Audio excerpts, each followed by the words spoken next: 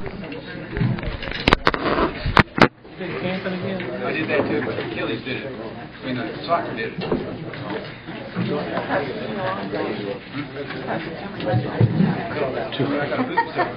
Oh, well. I have a practice of the game. Yeah. Oh, good. So can you feel the... Yeah.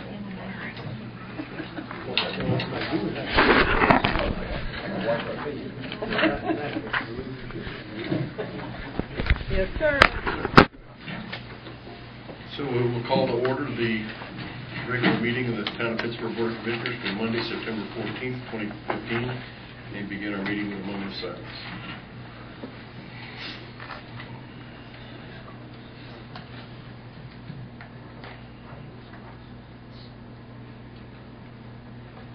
Thank you. Commissioner Farrell, would you lead us in the pledge, sir? Will everyone rise for a pledge? Pledge allegiance to the flag of the United States of America, to the republic for which it stands, one nation, under God, indivisible, with liberty and justice for all. Thank you.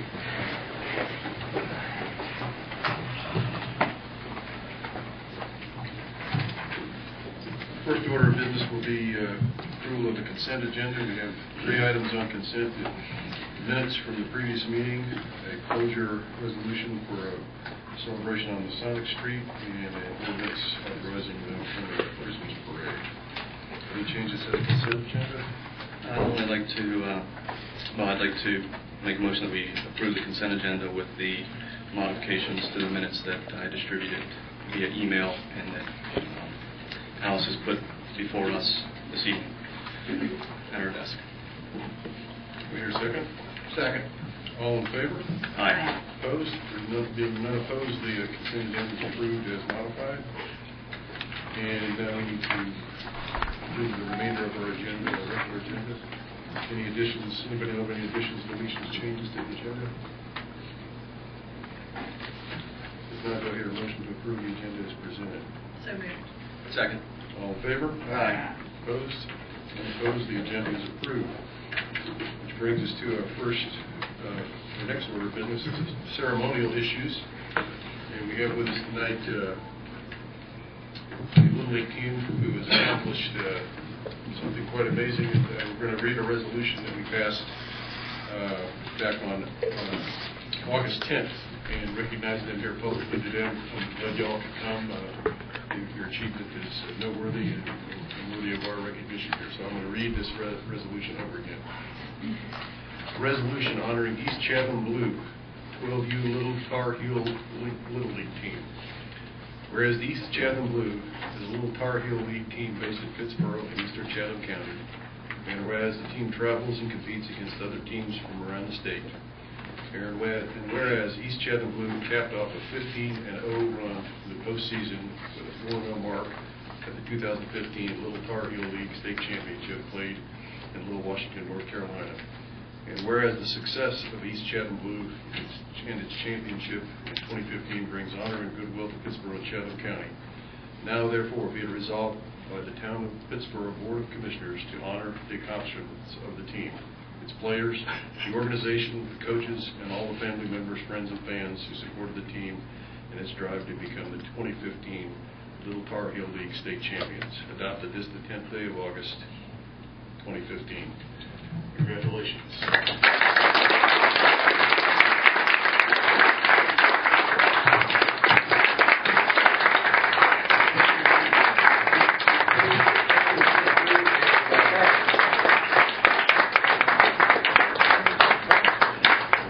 Your coach, your team captain, both would like to come forward. We have a plaque that you can take away and individual copies of the resolution for your players. Thank you.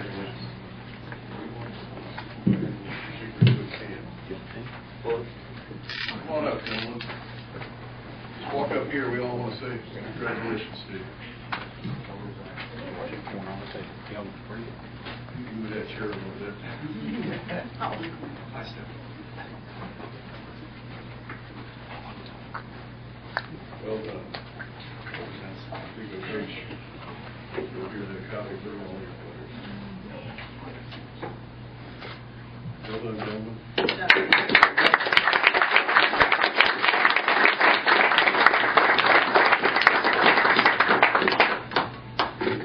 I just want to say thank you to the town board. This group is really historical. We were part of the first group that started with Tar Heel Leagues back when they were 8 years old. That year they came in second in the district, went on to state. They came in seventh that year out of 16 teams, but the team they lost to won the state championship. The team in district they lost to was the runner-up. So then we knew that this team could compete, at the highest level. And 2 years ago when they were 10 of these that are on the team this year, when they were 10, came in, they won the district that year. It was the first time since 2007 that a team had won district. And they went on that year to come in second in state. Last year they again came in second. This year they went undefeated and won the state championship. So very, very proud of them. Very good.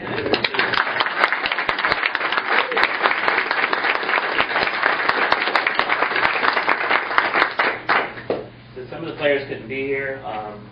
Ryan White wasn't here. Jarrett Crabtree, Nick Lovingood, and Nick Edwards. But for those here, Quinn Powell,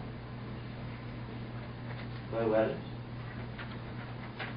Tyler Johnson, Steve Powell, Jacob Brandon, our bat boy, Landon Johnson, Dustin Collins, and Holden Riddle. And we have some coaches in the back: Ray Johnson, Alan Collins. We have parents in the back as well. Jason Crabtree is another coach. He could not be here. Thank you. Thank you. Good job.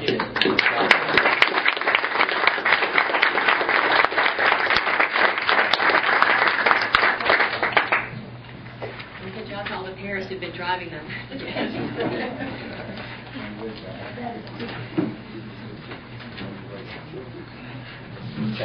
We know it's a school, right? So down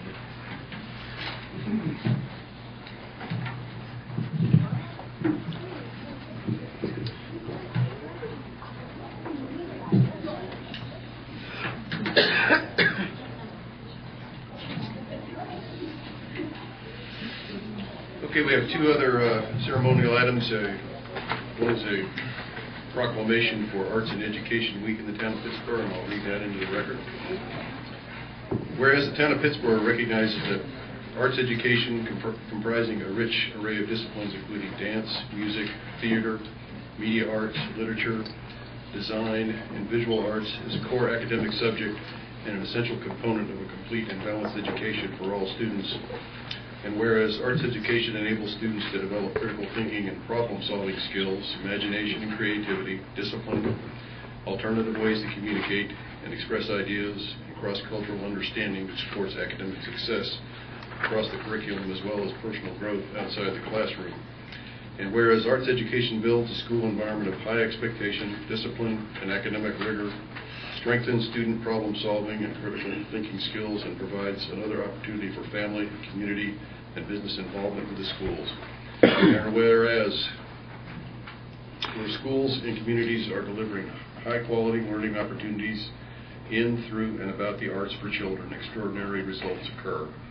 And whereas research has shown that 8th graders from under-resourced environments who are highly involved in the arts have better grades, less likelihood of dropping out by grade 10, have more positive attitudes about school, are more likely to go on to college, and show more civic engagement. And whereas attracting and retaining the best teachers is vital and can be achieved by ensuring schools embrace the arts, becoming havens for creativity and innovation. And whereas to succeed in today's economy, our students must masterfully use words, images, sounds, and movement to communicate.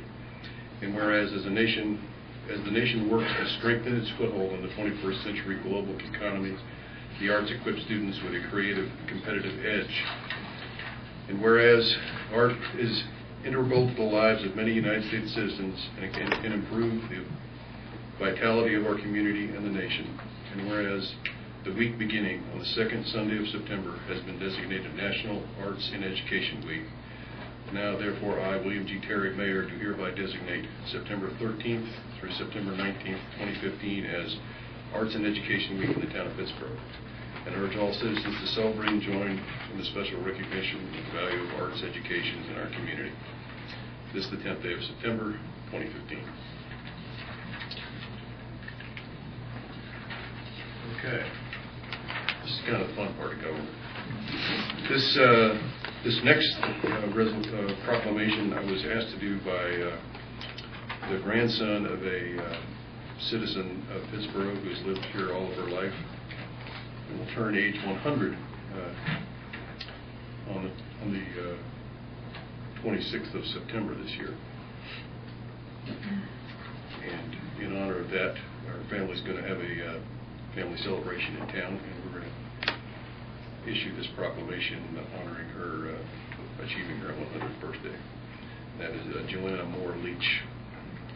Whereas Joanna Moore Leach, a citizen of the town of Pittsboro, was born on September 26, 1915 in Chatham County, North Carolina, during the presidency of Woodrow Wilson, 6 months before American forces under General Pershing first participated in World War I, 1 week before the UNC Tar Heels defeated the Citadel football team by a score of 14-7.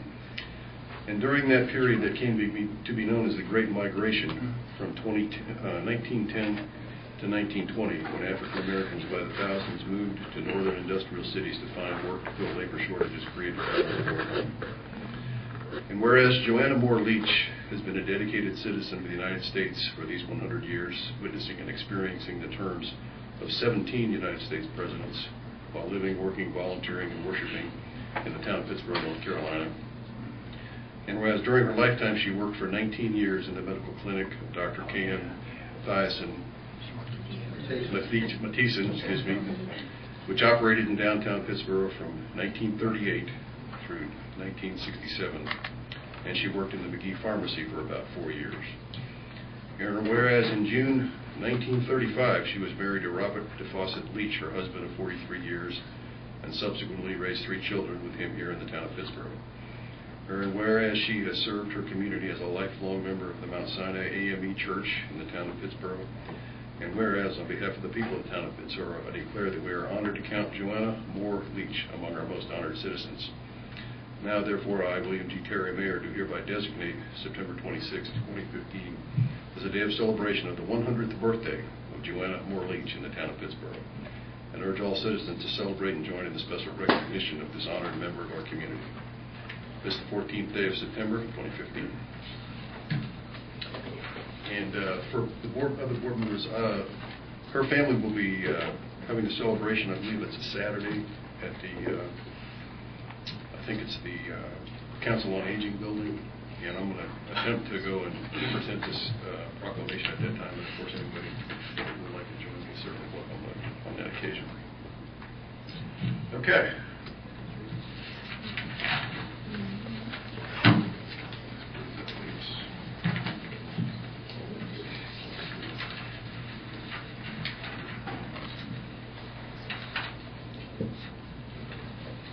Citizen Matters. We have one speaker who signed up for Citizen Matters. That would be Liz Collington. Ms. Collington, please state your name and address for the record. My name is Liz Collington. My address is 390 Rocky Hills Road, Pittsboro. I just wanted to say that this is not to blame anybody, but I gather the planning board is meeting tomorrow night. The agenda packet is still not on the website, and I think it would be nice if there was a policy that if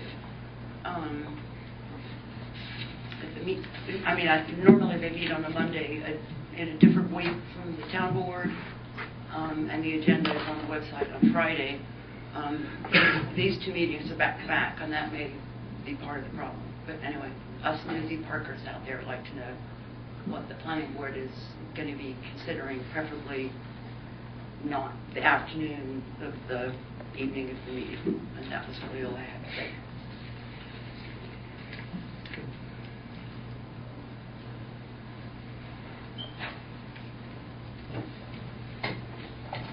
Okay, that brings us to our first item of old business, process for review and approval of small area plans pursuant to the Chatham Park Master Plan.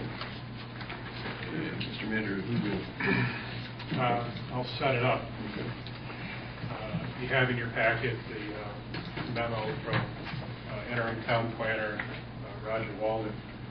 And in his memo, as you can see, he outlines some changes that were suggested by the board after lengthy discussion at the previous meeting, August 24th. An item on the first page that I'll point out, I think that is important to consider as you review the policy, proposed policy. The second paragraph on this first page references a fee schedule for planning-related activities, and what staff would like to do is propose for discussion at the next meeting a fee schedule that requires by state statute 7 days public notice.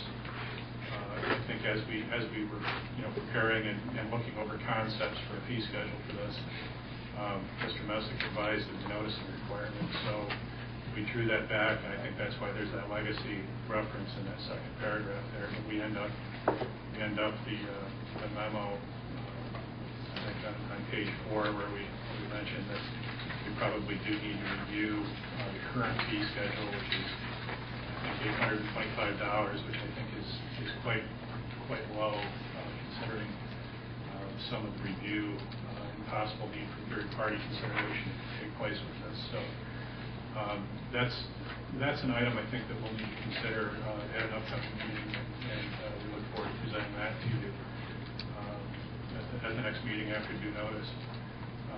But as you can see in the memo on page 2, down at the bottom, the paragraph titled Revisions since August 24th. Mr. Walden indicates a number of the proposed changes that were made at the suggestion of the town board. And essentially, I think what we're doing with those changes is making sure that the references to the various required elements of the small area plan review process are as specific as possible. In other words, wording changes, I think, that more accurately reflect the process. But a couple other, I think, significant things we should point out too. At the top of page 3, you can see that after a little bit of discussion, that there be some attention paid to the Southwest Shore Plan recommendations. In specific, list the ones that are in the plan and how they're being addressed and how they're not.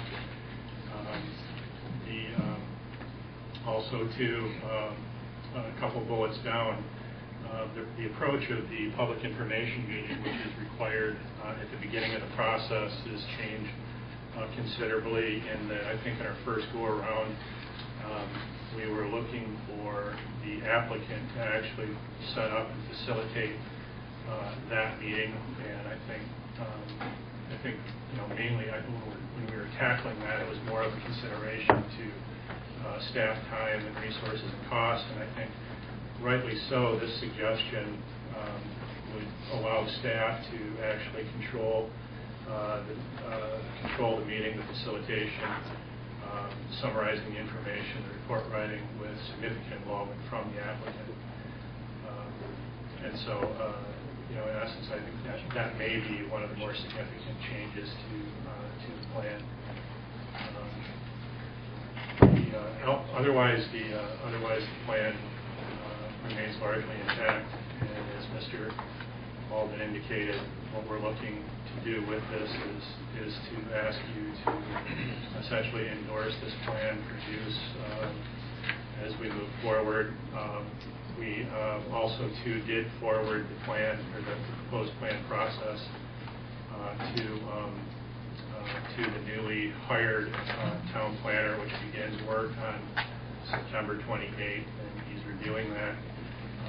But given the fact that the document can be changed and the process can be changed, we would recommend that you give strong consideration to reviewing this, offering any additional suggestions, and then allowing us to move forward and begin to implement this.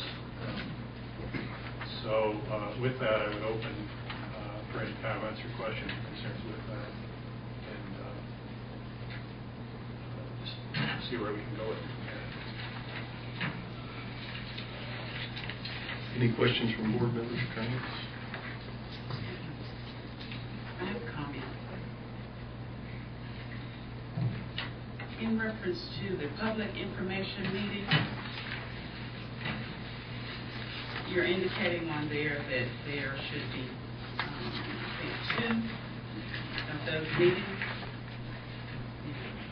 Public review comment on small area plans. You're indicating that there should be 2. One should be at the public information meeting, and I think the second would be, looks like it's a public hearing. And I would like to request that actually there be a second one prior to the public hearing, so that basically in the public information meeting, those comments and things we could review those prior to going into a public hearing. Ms. Waller, there's no public hearing required under this policy. Well, The second input provision is for you as board members to allow the public to have whatever input that they want to offer before you make your determination. And when you do that, right. But public expression period, excuse me. But what I'm saying is I would like another one before, because it looks like that at the end of this public information, the second one, we would make a decision. No, ma'am. Possibly. Well, whenever you wanted to make a decision. Mm-hmm. Well, I would prefer a second one, and then they come back a third time if we need to hear anything additional, because I would like to review what they've said. Who is that? Any individuals that input information. You certainly have the opportunity. You don't have to take action at the time the public input is received. Well, that's true, but I would prefer more information. Would it satisfy your concerns to have the public input session the meeting before the decision point? Definitely. 2 weeks before? Yes. So while So we you just want some time to... public information as opposed to public hearing, why not do a public hearing? It seems like... Well, public hearing requires, formal notice to adjoining property owners, presumably, notice in the newspaper, notice on the property. All of that's, it may be time sensitive. It requires a great deal of effort on the part of the town to do that. And there's no requirement in the law to do it, unless you all want to do it. And if you do, then you got to understand that it's going to restrict your ability to make a decision whenever you feel comfortable doing it. So it really does not benefit anybody other, but it hinders you. You can provide the same sort of notice that you want to allow for public input without having the formalities of a public hearing. So help us understand that there's a difference between public expression, like we had one speaker tonight, and a public hearing, which is a legal term that's required for certain actions. And help us understand the difference. Well, you have a time limit on this one in particular. Okay. For the public expression at the beginning of every meeting. You could create an opportunity for the public to speak on the small area plan and not have a time limit or a reasonable time limit, whatever you all determine to be reasonable. And you can have it, anytime you want to. It's up to you. But by calling it a public hearing, we give it certain legal standing that is not required in this case. Yes, sir. Then, well, I can go back to this one more time.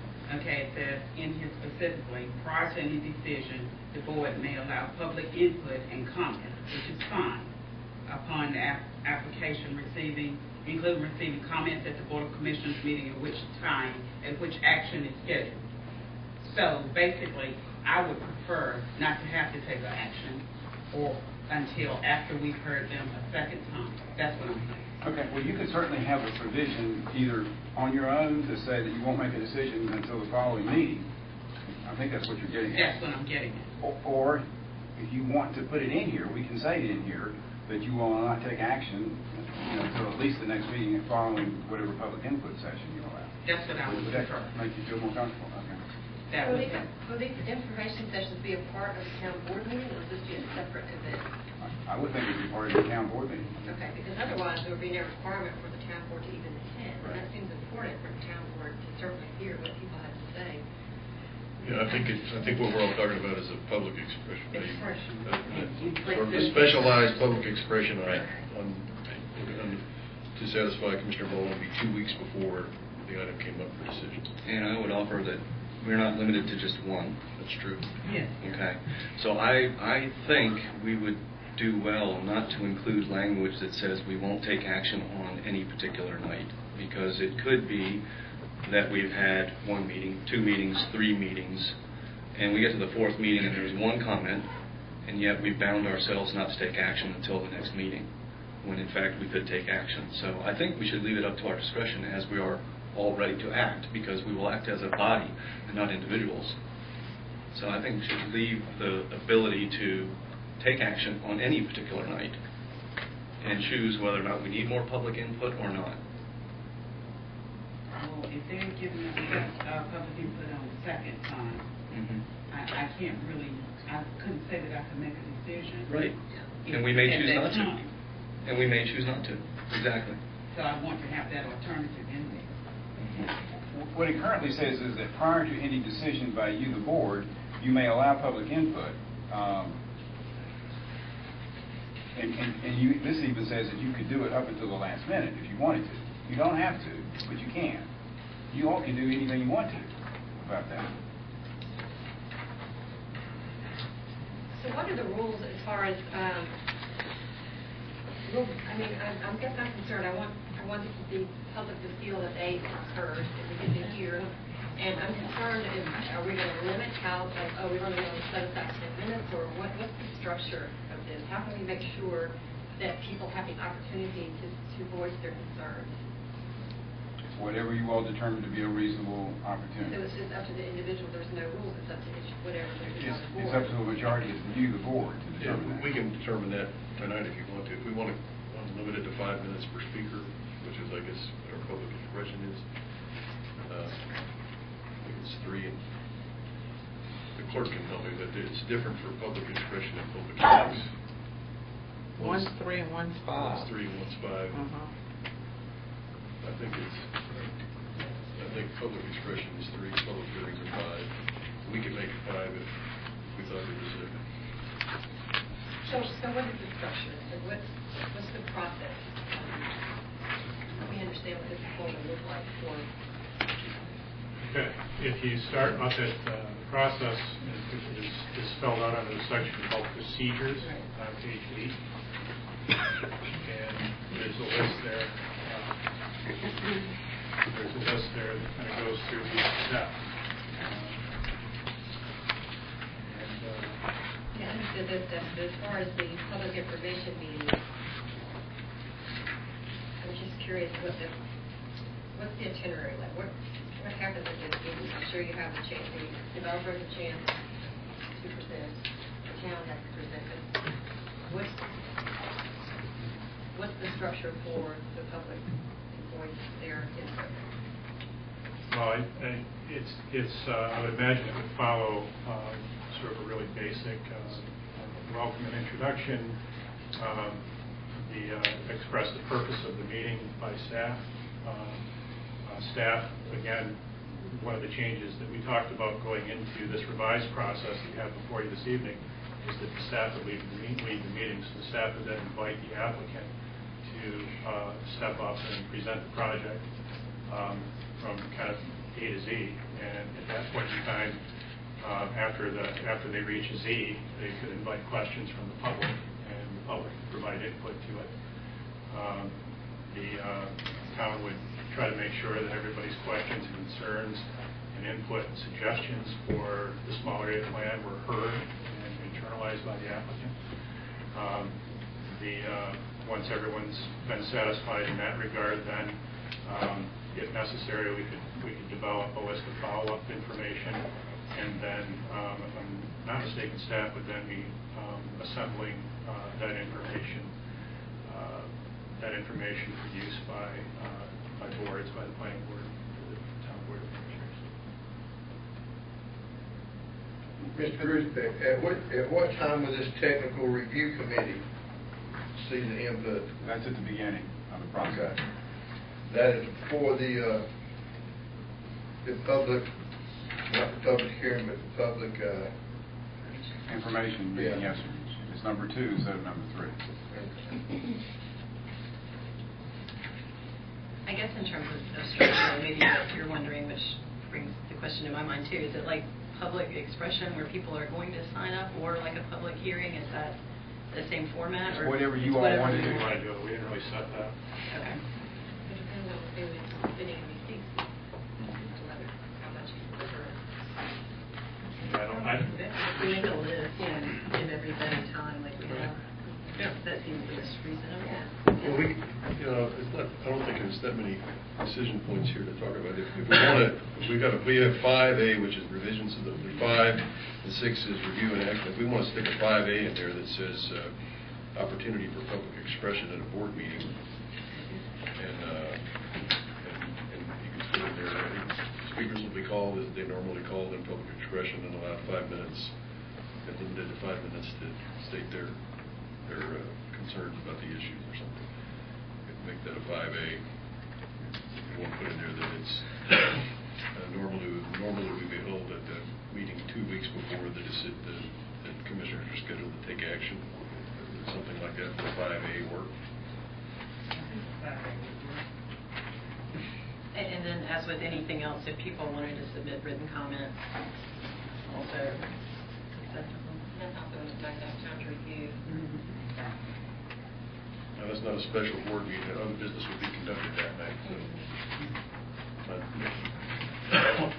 I would suggest if you're interested in setting a time limit now for something that's in the future, you got to understand that the policy is subject to change. So, the board can change the policy, or any board can change the policy as you see fit to do that. So, it's not written in stone, any of it.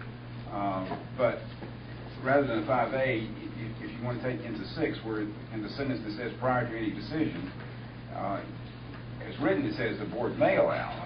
Commissioner Foley seems to want to say shall allow. So that could be added there. And if you want to have the time limit in there, allow public input with comments not more than 5 minutes in length. Or, I don't know why you want to hamstring yourselves at this point with a time limit. You can determine that when you get to that point.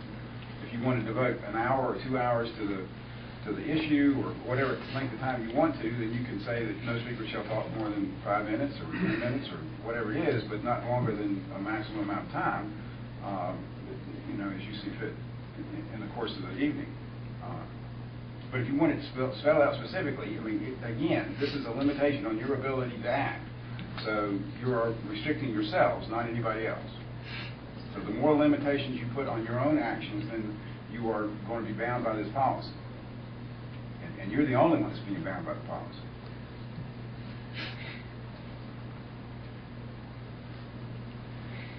So how do we want to proceed? I do understand that, but I still want to be able to review what people have given to us. That's what's important. That's about what's convenient for us. Yeah, I want to be able to review it. So do you want to try and write 2 or 3 sentences right now to do that, or do you want to ask the staff to do that and bring it back to us? Do we think that there's anything in here that is limiting our ability to take the time to review it?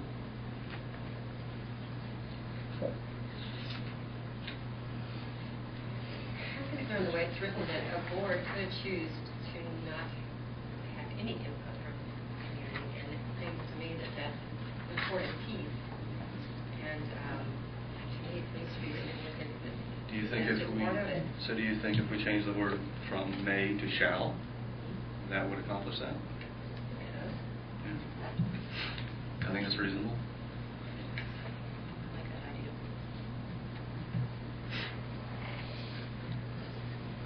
On number 6 too, this is just something, tell me what you think of it, but to me, the possibility that there could be multiple small area plans at once, 2, I could see, but anything more than 2, it seems like that would be a bit much. It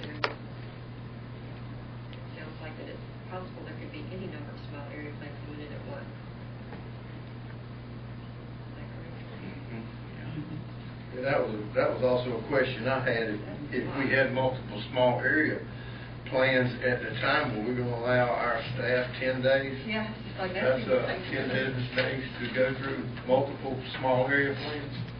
The 10 days does not apply to that, sir. Okay, thanks, sir.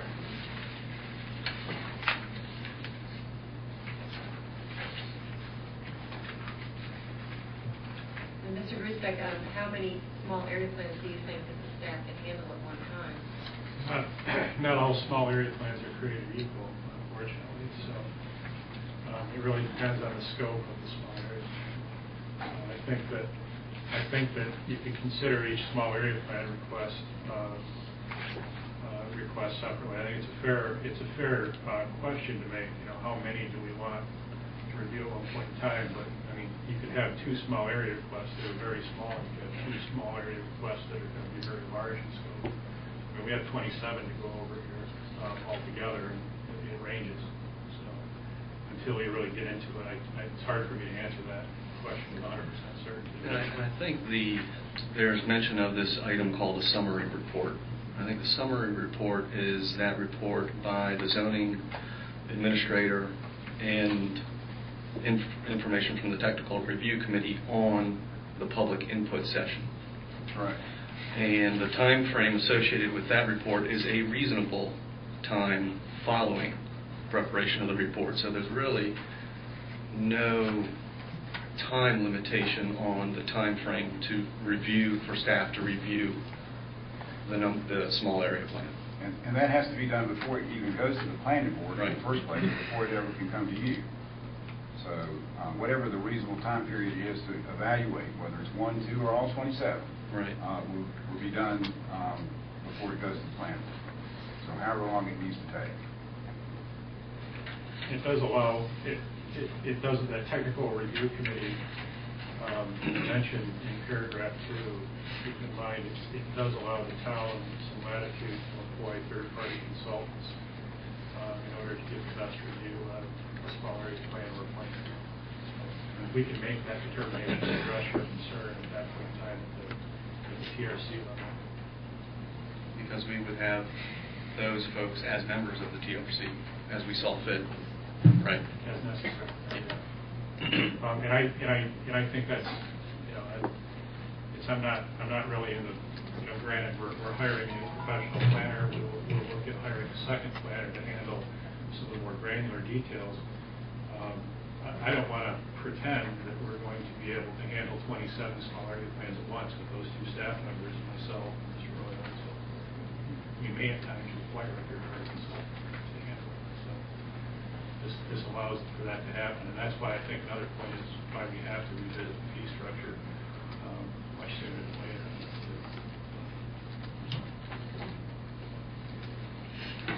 Well, another concern I have is just the whole language about the Southwest Shore plan. It just seems very weak. You can use these suggestions if you want to, but you don't really have to. I just would like to see Chatham Park Land has been, Chatham County and around Pittsburgh, there's been maps that have been created that designate exempt natural areas based on the numbers 1 through 5. To me, it seems like if it's one of the higher rated conservation areas, that there should also be an impact study done on, not on every plan, but all the ones that include important natural areas. To me, this language just does not have enough backbone. Where will we move forward? Just under the area, it's on page, page 8. Okay. Can we hold that for just a second? I really like to resolve Okay, Commissioner sure. Baldwin's concern before it's report. Here's a suggestion. Let me ask the question first. If we want to allow public input at a meeting prior to the decision point, do we want to disallow public opinion at the meeting? If we give it 2 weeks ahead, do we want to disallow, which is consistent with our current policies about public expression on nights where a decision's being made? Typically, we don't allow that. So if we disallow it in this case, but allow it 2 weeks ahead, that would at least be consistent with our policies. Are you comfortable with having the public input 2 weeks before and then disallowing it at the meeting where the decision point is to be made? Well, I don't want it 2 weeks before, but then I still would like to hear them, even if The night of? The night of. Okay. Well, Mayor, could I offer a suggestion on Commissioner Baldwin and Commissioner Foley's concerns there? With regard to that sentence that begins prior to any decision, if we could insert at the beginning of that sentence, not less than 2 weeks prior to any decision, the board shall allow public input. Would that help both of you? Where are we? What page? It's page 9, Item 6. item 6. Page what? 9. Say, insert not less than 2 weeks prior to any decision. Insert not less than 2 weeks before the word prior. Okay. And then change may to shall.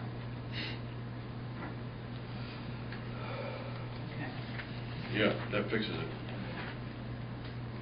And then if you choose to receive input, the night of, that's up to you. I think that fixes it. Everybody happy with that? Okay. Good. Thank you. Okay, new point. Mr. Bowler. Okay. So in page 8, top of page 8. Okay. Description of Southwest Shore Plan recommendations that are applicable to the small areas, along with discussion of which are being addressed and implemented and which are not.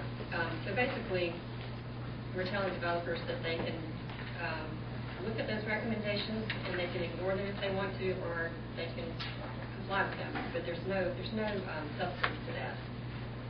And there's within Florida contains some of the most important natural forests left in central North Carolina. And I'd like to make sure that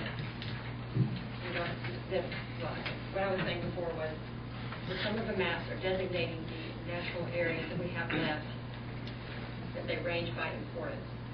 I would like to propose that we could decide which number we want to, what the level is that we want to consider. But to me, if it contains one of the higher level important natural areas, that they would require to have an impact study, environmental impact study done.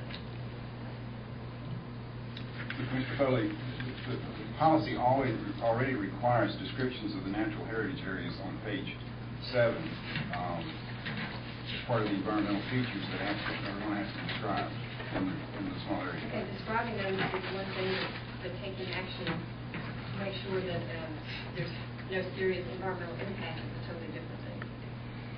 It's easy to list things, it doesn't mean that they have to put anything that's going to be done to that. I'm just saying, if it's one of the important natural areas, there should be an environmental impact study if it contains what's important.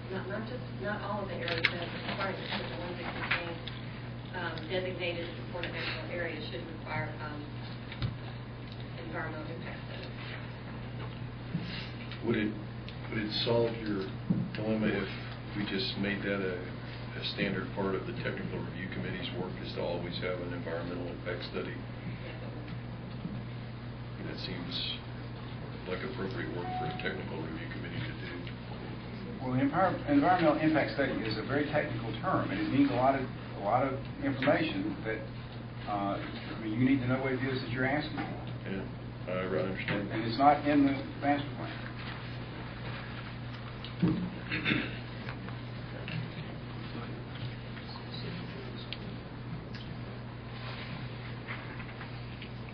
Yeah, I know it's not in the master plan. I think that's the problem that Commissioner Foley's trying to shine a light on. We're going to develop 7,000 acres and 22,000 houses and 22 million square feet of commercial space without examining what the environmental impacts are. I think what she's saying is that not satisfactory to her. And I'm suggesting that rather than trying to fix it on page 8, we made and I know environmental impact studies are technical and complex and expensive.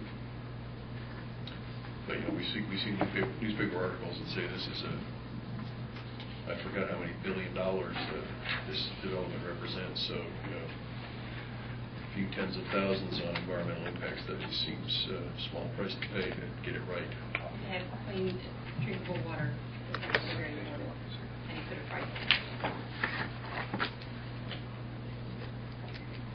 The town already has provisions to require impact studies in certain levels of development. that are more detailed than what this small area plan process is required. It may be on the site plan or on a subdivision plan process, which would be more detailed than this small area plan. So the small area plan will be more detailed than the master plan, but it will be less detailed than the subdivision or site plan application. So it may be that this is a concern that will be addressed at some later point in the process. It's important for it to be seen on a larger scale than just the individual site plan.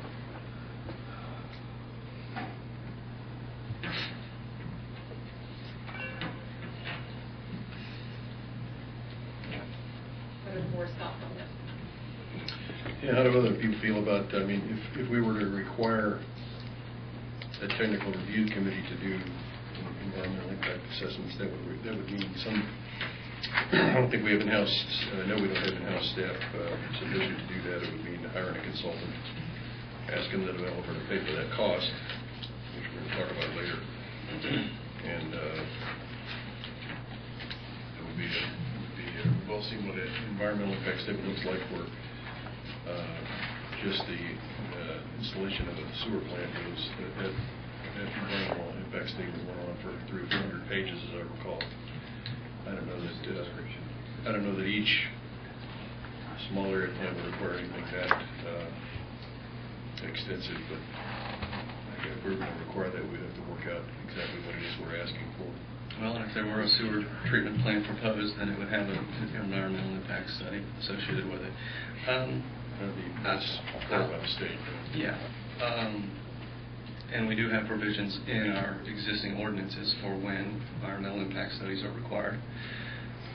What we're trying to do tonight is talk about a process for reviewing and approving small area plans that are part of the master plan, and not modifying, not using this as a tool to modify the master plan at this point. Very good language. It's language specifically answering, defining how it is the town is going to receive small area plans, what are required of those small area plans, and the process by which we're going to review and approve them, so that they are consistent with the master plan. I just think that it should be an important part of the review process. It's not And part of will the that be master a part plan. of our process as we're reviewing it? Or, I mean, staff obviously yes, but then...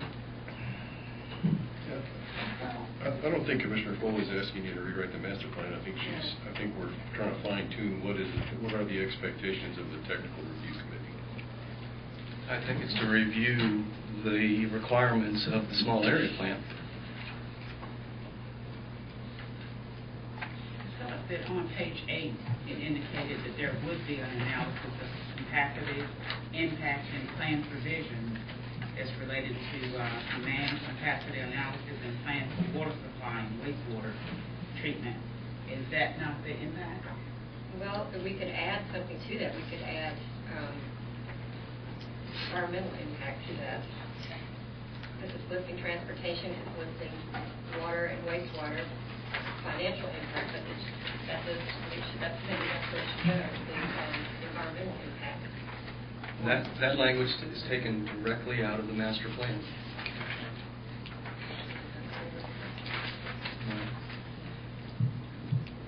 What type of impacts are you talking about here then? It's not environmental. Water supply is not the same thing. No, where it says analysis of compacted impact and plan provisions related to public facilities and plans for water supply. What type of impacts are you talking about? No, there's I'm on listed page 8. There's 3 things listed underneath that. Well, Right. and there again on page 8, the Southwest Shore Plan is referenced. The applicant does have to speak to the elements of the Southwest Shore Plan. Again, I'll remind you that you have never formally accepted the Southwest Shore Plan, but it's referenced in here as something that's required to be addressed as part of any master or as part of any small area plan. And I believe those do require impacts, statements regarding the impact about the different elements that are outlined in the Southwest Shore Plans. It's been a few months since I've reviewed it. It's up to the developer to reserve if they want to go along with its recommendations, which so far.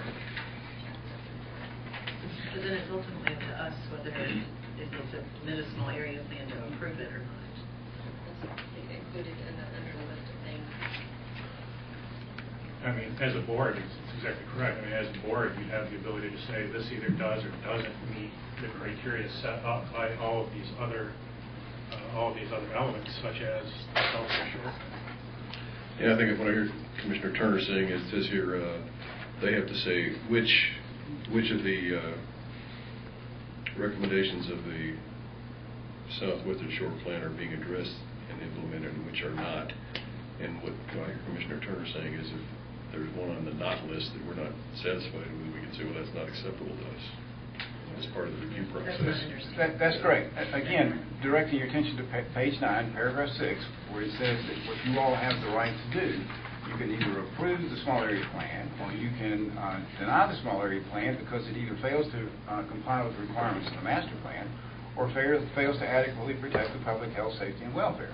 So therefore, in a theoretical kind of mode, if you thought that there were impacts by the proposed development that did not adequately protect the public health, safety, and welfare, then presumably you would vote no and not approve it.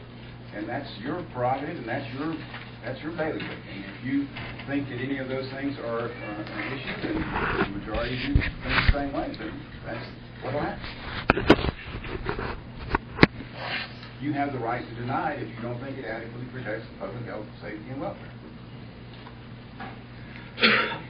But it'd be helpful to have that information because we could make an informed decision of environmental impact. I could make the decision if we don't have the information. I think we could ask our staff to refer to all these recommendations and also the CORC recommendations in their consideration of it, because I do think those things are important.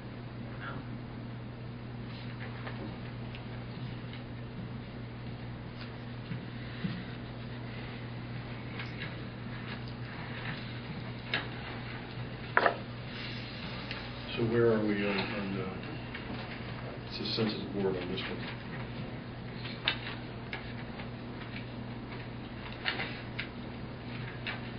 I'm not in favor of changing the criteria of the master plan through a document that is designed to guide the town and the developer in its review of a master plan or a small area plan.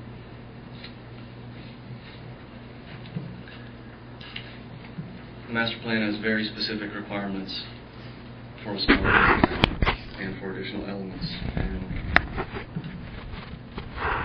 I respect and will enforce that master plan, but I will not be willing to change it without due process. I think it'd be easy enough to add under on page 8 where it says analysis of capacity and impact of plan provisions to add, just simply add to the list where it says transportation, demand capacity, financial impact. Then we just add environmental capacity, environmental impact. That would be simple enough to add that.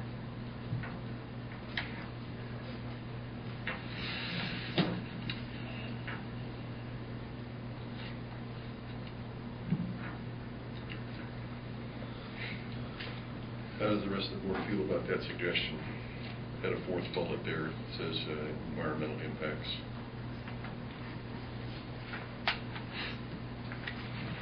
Domestic environmental impacts were required at the time that we did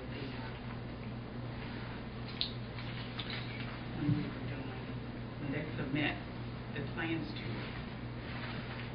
us. But they're going to have to delineate and describe either maps or narratives, as Commissioner Fiocco pointed out last time, the environmental features, including all of these things that are listed on page 7 of the policy.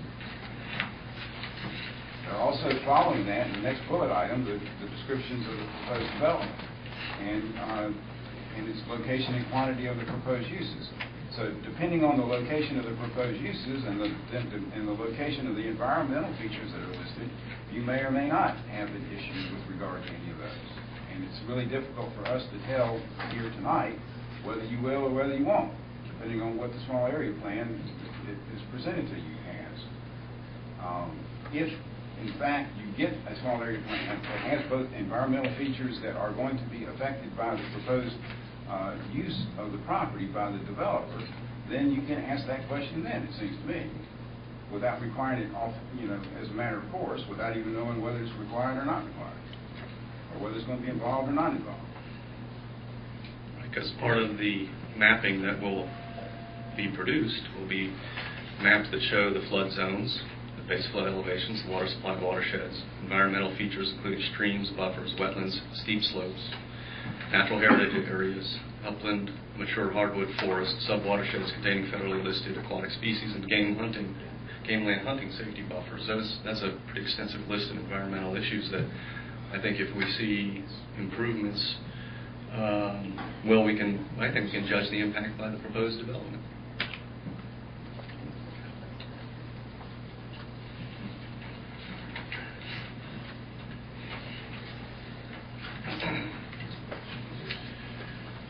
Okay, in order to move past this, Commissioner Foley, would you like to state your recommendation that we're a fourth bullet there in the form of a motion, see if you get a second? If not, we'll move on.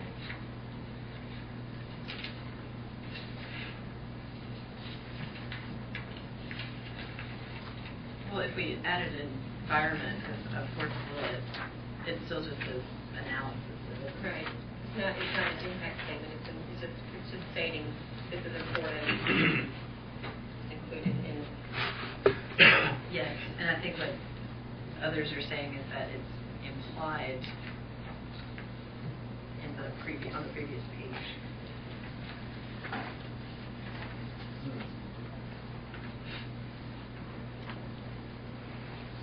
Okay, I make a motion that we add a bullet, environmental impacts, under submittal requirements, page 8, to add the bullet, environmental impact, to the list of analysis to be completed. Do I hear a second? Okay. Discussion? Question? Do we have discussion before we have? Are you thinking that that's not necessary because it's implied previously, Commissioner Pierre? I think there's going to be, yes, there will be information presented. It won't be, I think the analysis will be present in the plan of the proposed improvements relative to those features.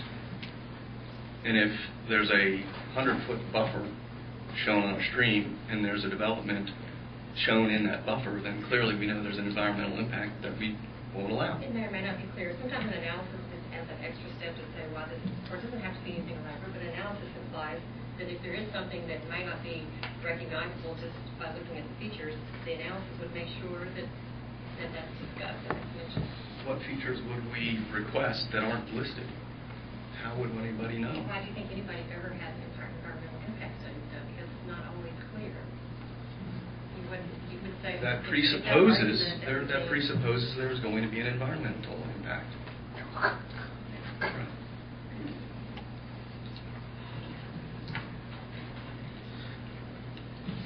don't know how there would not be an environmental impact on a development this size. So presupposing that seems to be a reasonable thing. In the environmental law area, there is a difference between an environmental impact statement and an environmental assessment. The assessment makes a determination whether there's going to be a significant impact upon the environment. And maybe that's the test. I mean, the difference between one and the other is whether it's significant or not. Significance is up to you whether it is or it isn't. And so there is a whole lot more work involved in an environmental impact statement than there is in an environmental assessment. And I'm not sure that you all understand what you're asking for if you just use these terms without knowing what might be required to do that. Asking for an assessment in this case, asking for the full environmental impact statement, environmental assessment.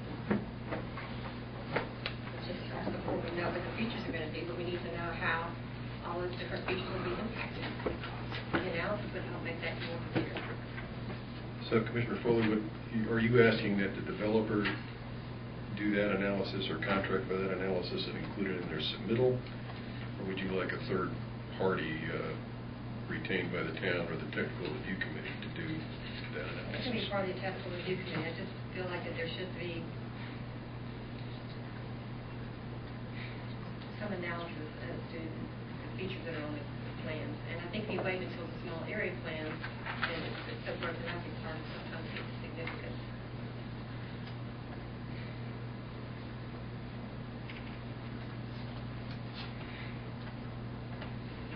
Okay.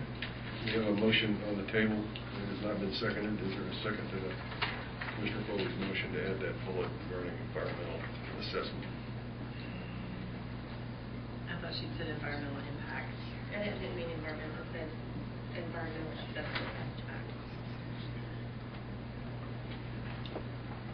It's the same under analysis. Right. Not under impact statement, under analysis. I'll just say again that the master plan's quite explicit, and I think this would be modifying the master plan if we were to include such a requirement at this stage. Hearing no second, I will declare that motion has failed. And ask if there are other points of questions the board would like to address. Yeah, I've got an item where on bullet 5, we talk about the ability of, or the inability of the developer, the developer to make any changes that don't go back to the planning board once the planning board makes its recommendation. And I would like to suggest that there are different levels or different thresholds of changes that I'd like for us to acknowledge, so that not all changes require going back to the planning board. And the way I would modify this is the second sentence. It says, following issuance of a planning board recommendation to the town board, without further, I would change that to following issuance of a planning board recommendation to the town board, without further consideration by the planning board, the applicant may only make minor changes to the small area plan. In the next sentence, I would say, if the applicant proposes substantial revisions to the small area plan following the planning board recommendation, the applicant may do so only if the town board, prior to any vote on the small area plan, refers the small area plan back to the planning board.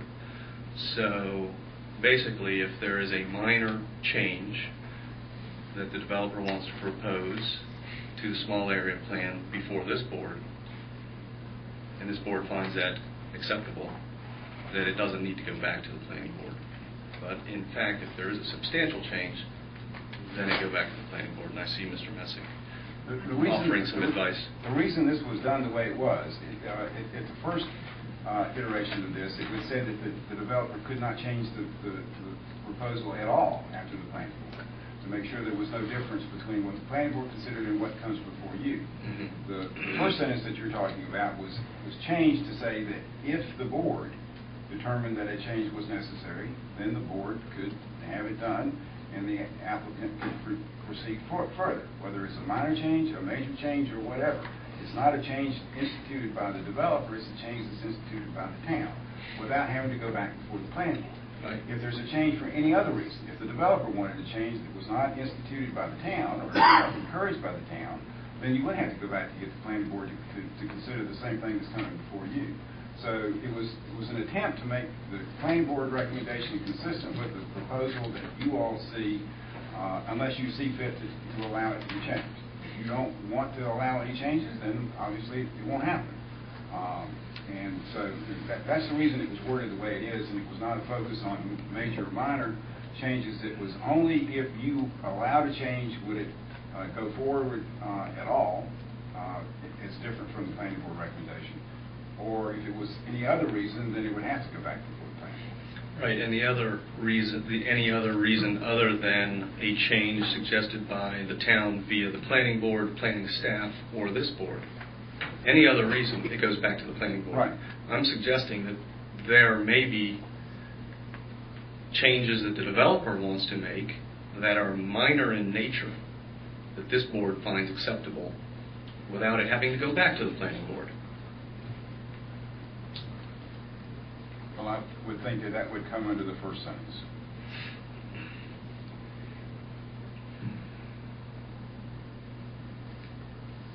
But again, that sentence says only to address suggestions or recommendations from the planning board, town staff, or town board. This is a change that they want to initiate.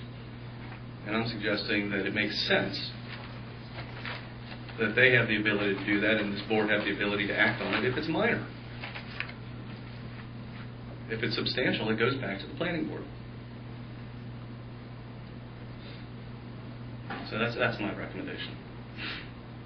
That we modify it to allow this board to act on minor changes to the small area plan that are addressing issues other than recommendations from the planning board, town staff, or town board.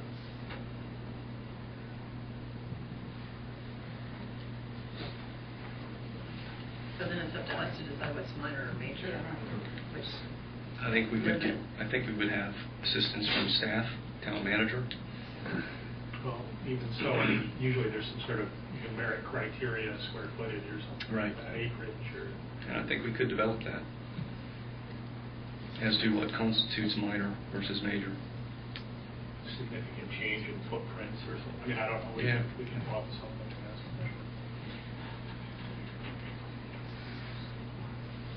I think there will be times that we won't feel it necessary to go back to the planning board, and that could add, another month or two to the process if we did. And it may not be the desire of the board to do that because it is just a minor change. Would it be easier to take the first sentence that you have in the policy and just add to that, which covers the situation where the town has suggested a recommendation of a change, and add something to the effect of, or if minor, without the consent or the suggestion or recommendation of the town, the planning board and staff? Because that's what you're really saying, is you're giving them a third option that they can revise the plan on their own if it's a minor. If it's minor, that's it.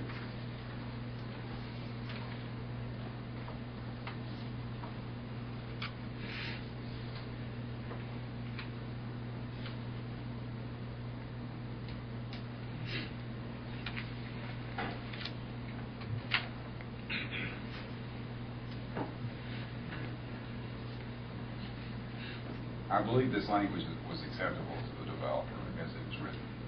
So I'm not sure they're asking for more leeway than they are given here. For whatever that's worth. Well, that's not my goal with that language. Just to make sure that there's a balance out there, that we're not just, the town board's not ramming things through. I mean, it's difficult to say what's minor unless there's some way to identify what's minor. That's hard to That's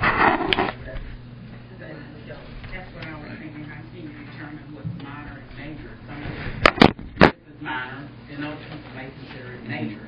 Right. So that's my problem. Well, I'm okay with it as this, if we want to move forward with it like this, and I will maybe do some research and suggest some language, some criteria we could consider.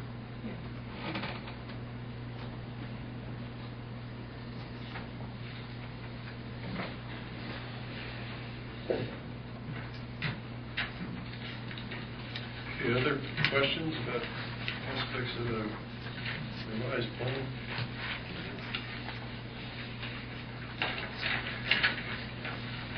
Yeah, I think on page 7, the description of proposed development within the small area, it seems to me that we're missing some key features, and that's the public facilities component of the small area plan. And the master plan, small area plan talks about it will include public facilities. And when we look at the additional elements, we define the public facilities as town administrative facilities, police, fire, schools, water and sewer. And I made a comment last time to include that in the requirements, and the minutes reflected that that was going to be a change, but it did not make it into this final draft. So, Mr. Fielka, on page 7, I miss it? the bullet that begins approach to provisions of transit services, including 1 and 2, that's not what you, that doesn't cover what you're talking about? No, we did talk about transit, but we also talked about other public facilities, town administration, police, fire, schools, water and sewer. Well, on page 8, it talks about analysis of capacities and plan provisions related to public facilities. That is the analysis? Yeah. Is it talking about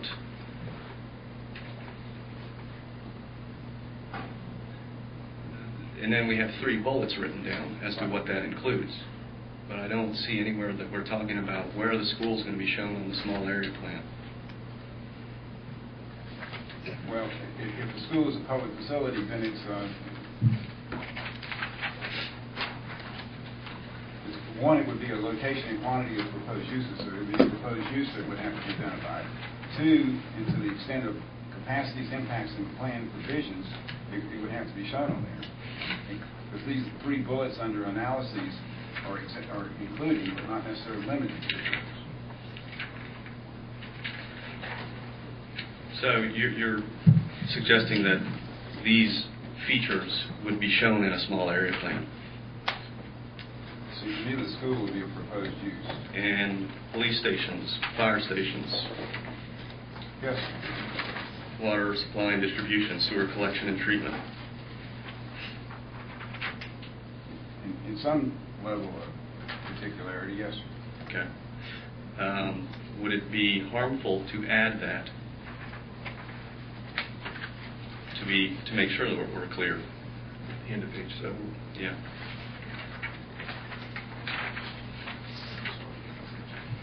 What exactly do you want to add? Proposed approach to public facilities, town administration, policy, police, fire, schools, water, and sewer. Basically, all the items that we list as those public facilities, which are in the additional elements.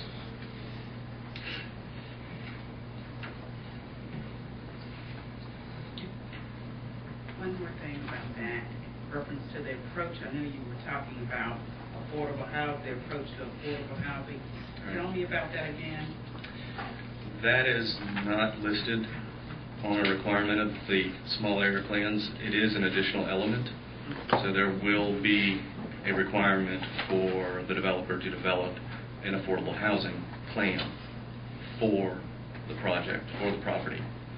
But it's not a requirement of the small area plan, and that's what Roger pointed out to me last meeting when I was asking for it to be included, that it's not something we had in the small area plan. So it is going to be part of the project. Well, the same is true for the facilities as well, because the additional provision requires the master public facilities plan, including all the items and the areas that you just identified, right, as part of the additional provision. It's also, we list in the small area plans that it will show public facilities. The only way I think we really define what those public facilities are is through the additional provisions. Right. So, but you're just suggesting that this small area plan has the same thing that you're requiring under the additional provision. That it show these public facilities. That it has to reference, the small area plan has to reference the additional facilities that are identified in the master plan, correct? I mean, that's what this has to make reference to the additional elements, the public facilities. I'm saying that the public facilities are an item to be included in the small areas plan. And the way I read public facilities, in addition to Parks and Rec, is town administration, police, fire, schools, Parks and Rec, water supply and distribution, sewer collection and treatment. Right, and so it seems reasonable to me to... Those are required in the master plan, right? Those are required in the small area plan.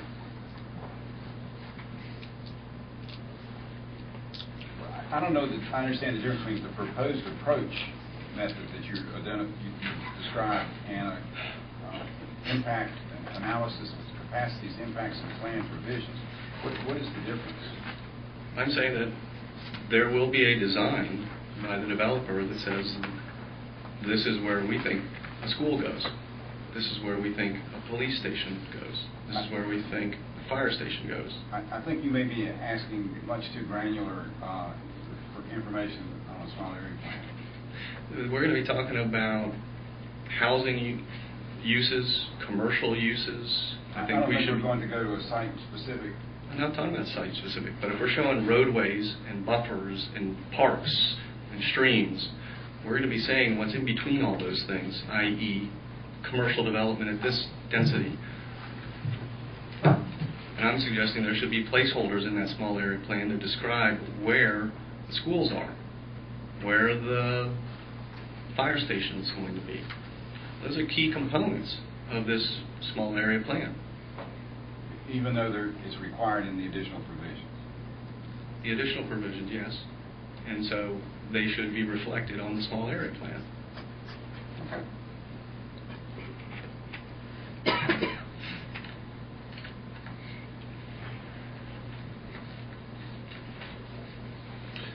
Commissioner Fielka, do you want to propose your change as a motion? Yeah, make a motion that we add to the bullets of descriptions of proposed development to include this language that says proposed approach to public facilities, town administration, police, fire, schools,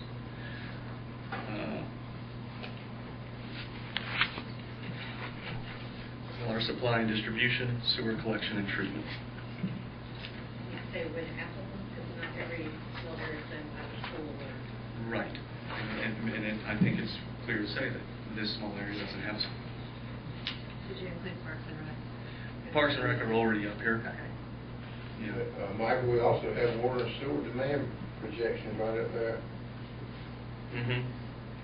So that's a demand projection. So that's saying we've got this many homes, this much commercial, this much water is required to do that, to serve that. So we have a motion on the floor. Any discussion or a second? Been moved and seconded. All in favor? Aye. Hear the ayes again, please. 1, 2, 3. Aye. Opposed? Any opposed? Unopposed. Okay. Mr. Maybe if we could get that added. Okay. Other discussion.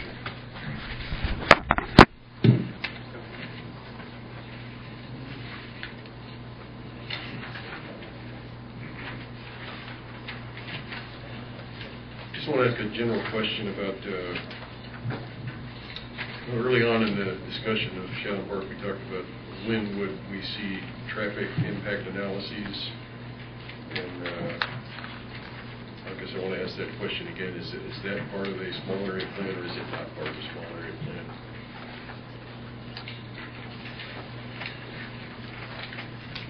Is that part of the technical review committee's work to produce a traffic impact analysis?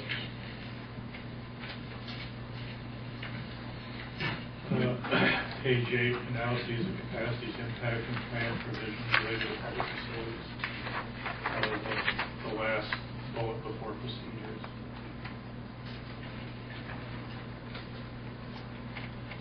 Transportation planning analysis, internal and external small area preventing capacity. So we talked about water, but and then each site plan would, depending on where it is and the scope of it, would have, I guess, requirements for traffic impact as necessary. Does transportation planning mean public transportation like buses, or does it mean public transportation like DOT highways? Yes. Both, okay.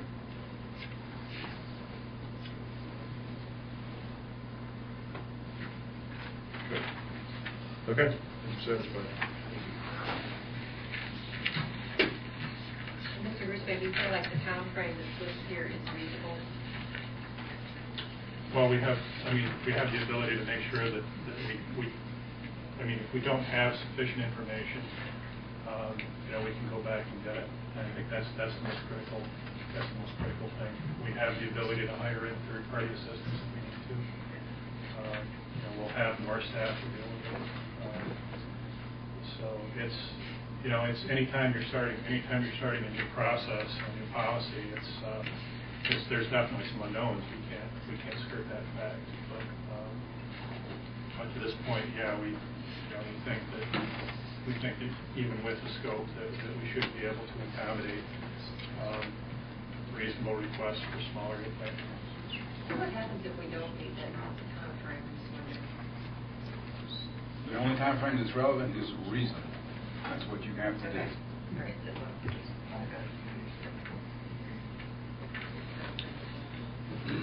Any other items of discussion about the contents of this policy? If not, I would ask the board, what is your will tonight? We could, I suppose you could move adoption of this contingent upon the inclusion of the changes that were recommended and approved by the board, and ask the staff to bring back a final copy at your next meeting for a final review, just as a FYI, and then if anybody saw things that were omitted, we could bring it to the staff's attention then. Or you want to, the other alternative would be to table it tonight and ask the board to bring it back in its final form, or ask the staff to bring it back in its final form for our next meeting. So I think there are two reasonable actions there. You could approve it with the changes we've approved, or you could table it and wait and see the final document. What's the preference of the board? I'll make a motion that we approve it with the amendments that we offered, and that it be brought back to us as an FYI next meeting.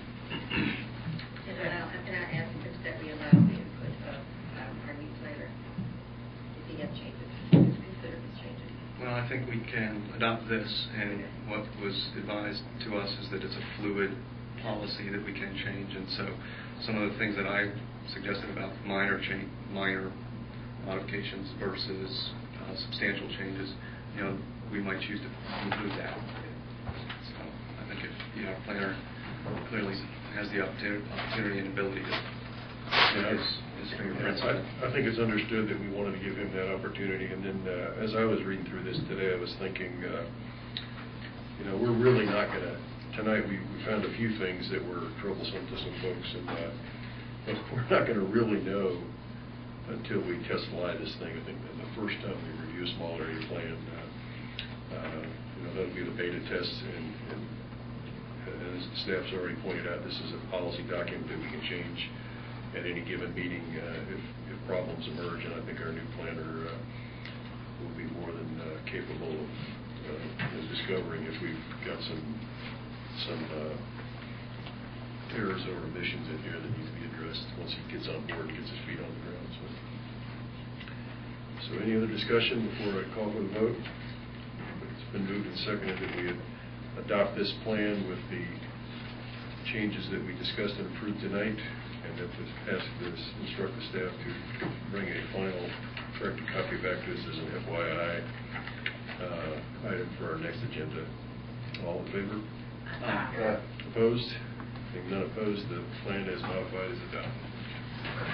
Thank you all for your patience. That was grueling.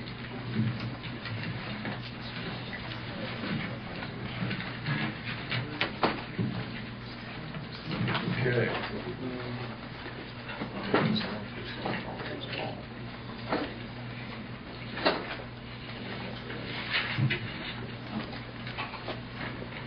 Next item is new business installation financing for capital purchase for utilities department of wastewater treatment plant.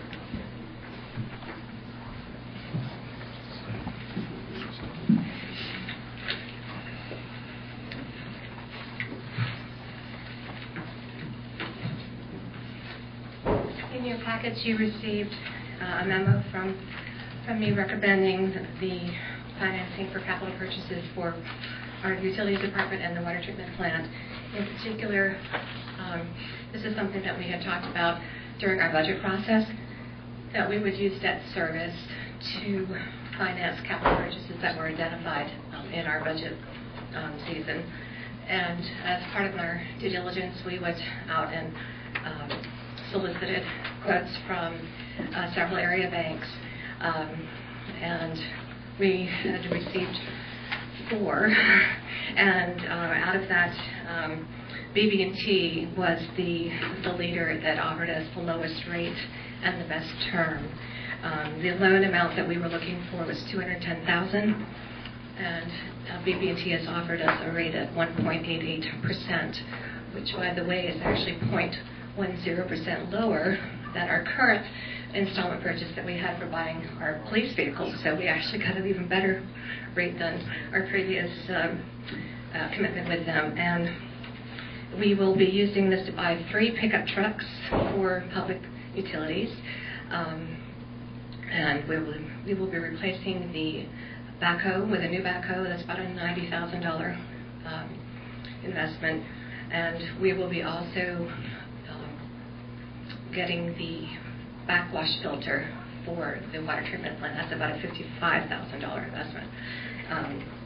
And again, debt service will be used. It's about $27,000 that we'll be paying each for 4 years, semi-annual for over a 4-year period. And so that is what we'd like to recommend to the board. There's a resolution that would, if you approve, it would allow staff to go ahead and secure the debt with BB&T and do that installment purchase financing. Any questions?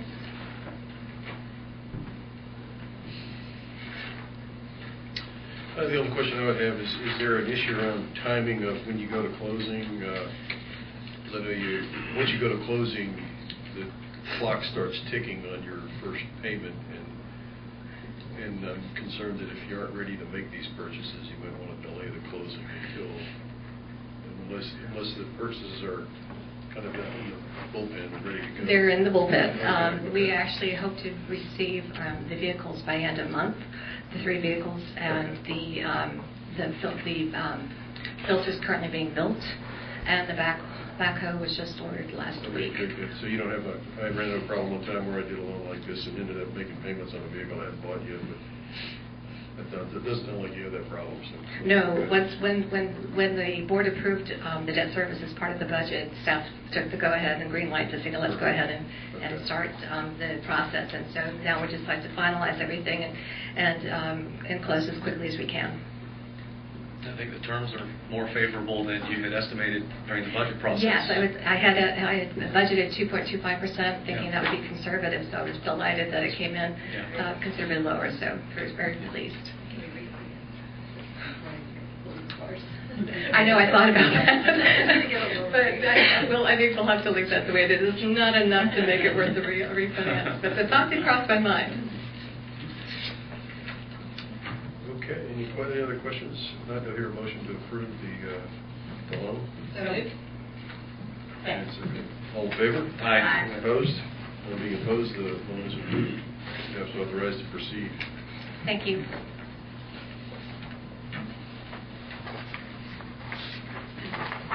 Okay, that brings us to the manager's updates. Thank you very much, Mr. Mayor. Just a couple of quick updates. The Page Vernon Park, we need to make a little bit of progress up there. The benches have been installed. We should be, in the next few days, seeing the picnic table and fencing. All the plaques have been ordered. One plaque has actually been installed, and I think they included some pictures. Pictures here for enjoyment with that this packet.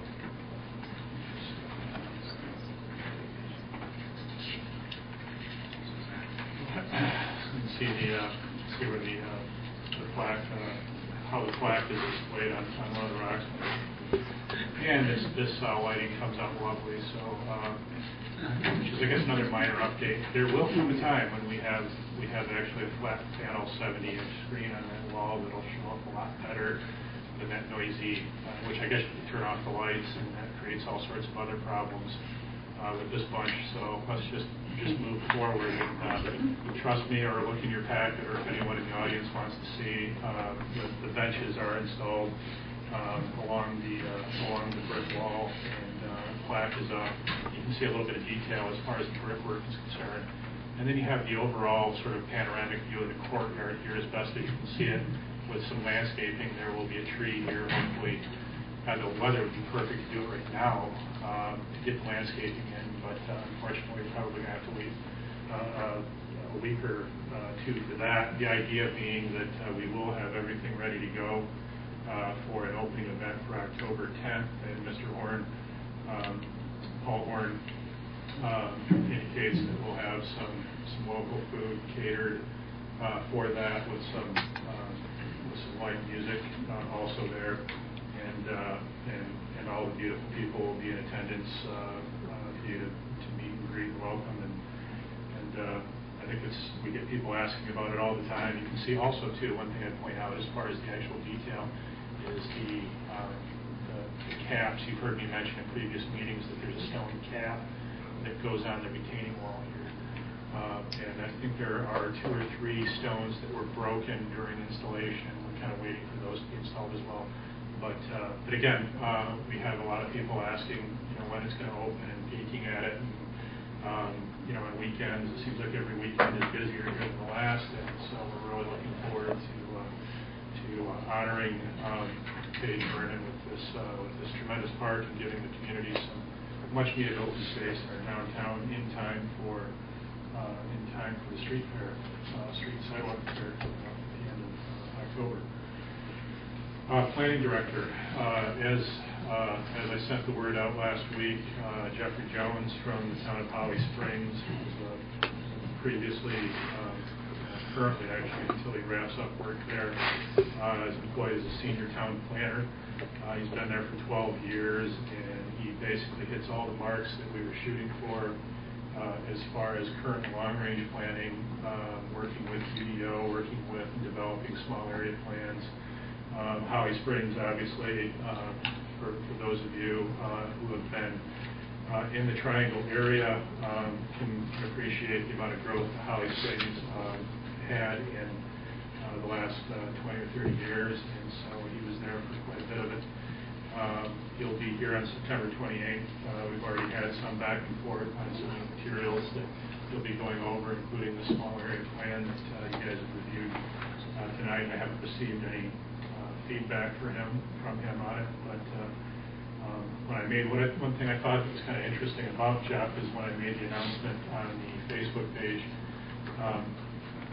he had quite a few people that were congratulating him from Holly Springs and his family.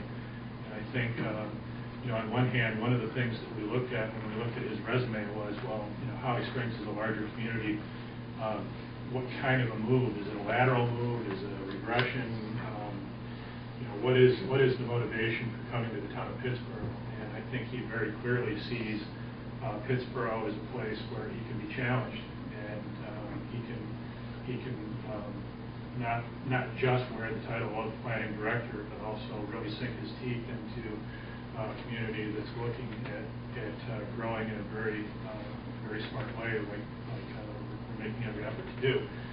So I think that the hunger for him is definitely there, and I'm personally really looking forward to his arrival. Once he gets here, we've, as you recall, budgeted what I call Planner 2 position. We're going to start defining what he'll need out of that position.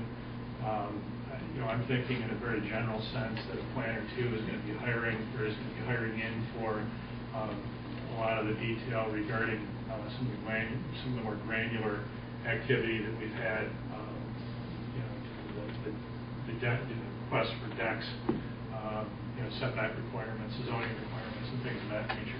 Things that I think our customer service specialist, which was hired in August, Denise Bryant has been very capably answering some of those questions, but we'll be able to really step up our performance as far as how we're able to process those requests. And so, as much as Roger's enjoyed his time here, Roger's really been pushing us forward to get this wrapped up too.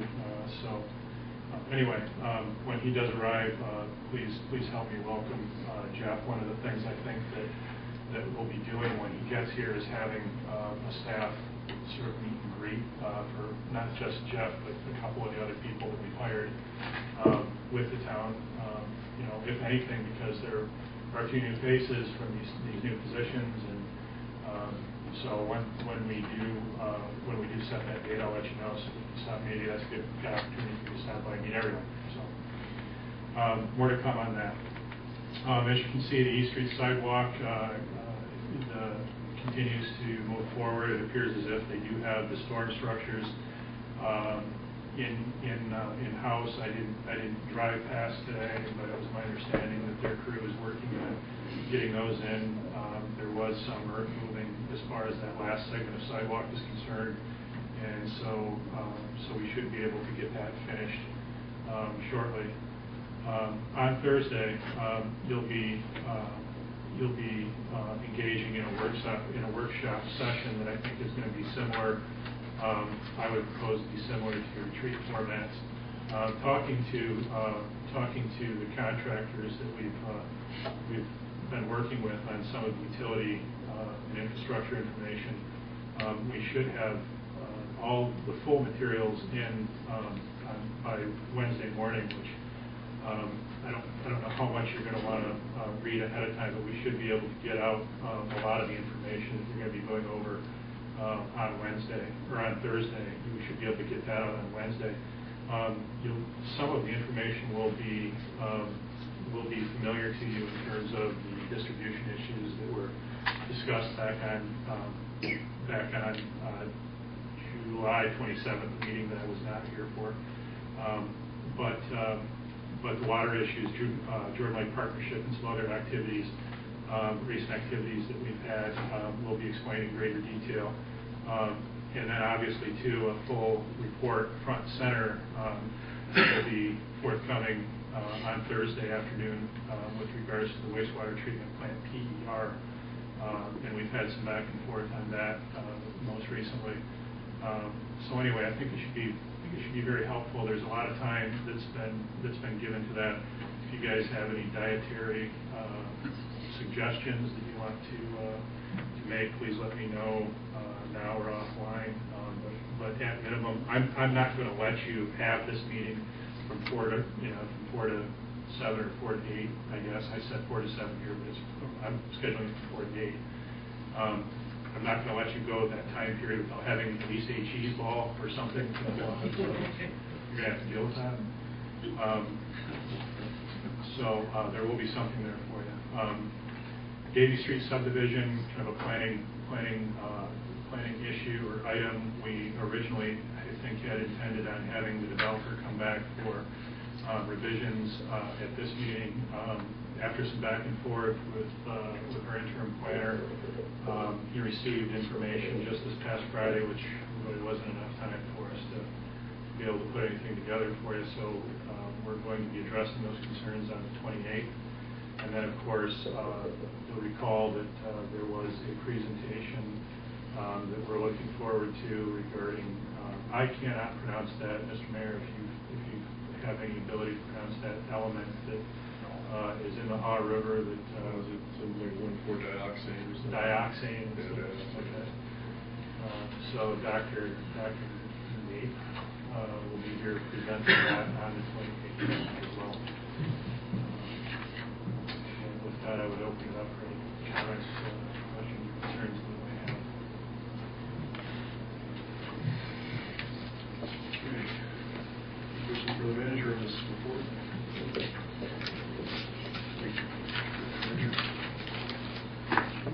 Okay, we have a closed session on here. Before that, would you like to go ahead and do commissioner concerns?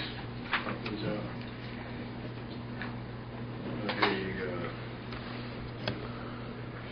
Don't have any updates from EDC, RPO? No. There's fairgrounds. Probably all of us made it to the fair, so I won't steal Commissioner Ball's thunder. Talk about that. Very successful. Thank everyone for attending. This was the best fair in probably 25 to 30 years. Mm-hmm. It was like a small state fair. So Better. thank you everyone for attending. Yeah, I heard a lot of similar comments from people that were coming and going about the Midway was just much more inviting than it had been in the past, and hope they can keep that vendor on a string and bring it back next year. It was very good. PBA Downtown Association. I was unable to attend this month's meeting, but there was an initiative that we undertook with the NCDOT to try to persuade them or request of them to put up signs posting public parking to the public parking lots, such as the county lots. And Greg Lewis is asking his landlord for a sign to be put up for the lot across from the roadhouse saying public parking here. So we met with the DOT a year ago, and they said, we'll get right on it. We had everybody there, and we walked around and said, sign here, sign here, sign here. Well, nothing ever happened. And come to find out that they were waiting for us to write letters to them, giving them permission to do the work. So I think that those letters are going to go out this week. So hopefully we'll get some signs. Sorry, Mr. Commissioner, who's us? Us? Yeah. Who's writing the letters? The county, who owns the lots, Okay. and the landlord. Greg Stafford. Greg, yeah. Thank you. That's public. He's going to allow it to be posted as public parking. Yes. While we're on the subject of DOT, have you heard anything about our school zone here? I have nothing. I don't know. What school started a couple of weeks now, so they're probably waiting until it gets into full swing. Or the exit sign that say Pittsburgh instead of what it says now, Highway 64. The exit, if there's a brown sign that says Historic Pittsburgh, and the green sign say Carthage or something. Green Lake and Carthage, then say Pittsburgh. What's on 87? 64, Big Joe and yeah. Okay, Commissioner concerns. Commissioner Farrell. Just one thing, talking on the street, I've heard, a lot of it's going on with the downtown renovations, and I think a lot of talk is about the parking. I've heard everything from back-end parking to parallel parking to no parking. So, if we could get any kind of clarification, I sure would like to pass that on.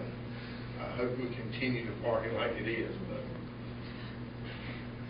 I imagine that's many the of rumor.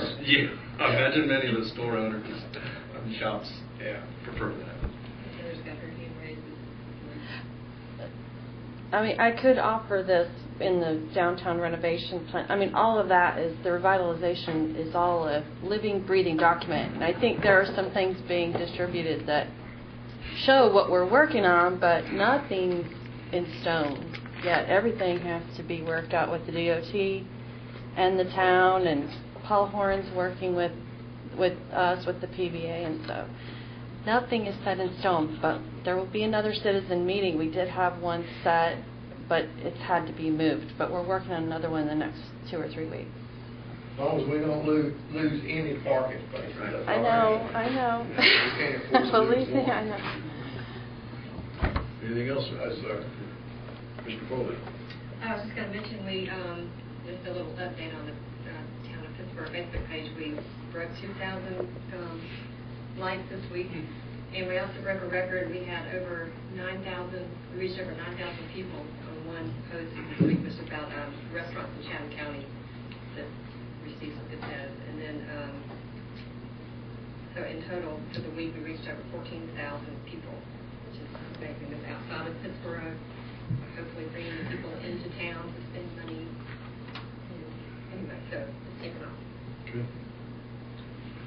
Mr. Proko. Yeah, I've got a concern that I wished I had voiced at our last meeting. But when we were dealing with the small area plan, I think talking about the updates, there was a comment made by you, Mr. Mayor, that you were looking forward to the planning board's recommendations not being written by the applicant. I remember that. Yeah, and I don't appreciate that, because I think that suggests that town staff is not doing their job, that the planning board is not doing their job, and quite frankly, I think they're doing a fine job. I'm at the planning board meetings as frequently as I can, and Mr. Messick is there, and our planner is there.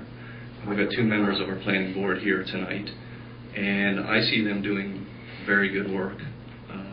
And I think it's a disservice to characterize their work as nothing other than allowing some applicant to do the work for them.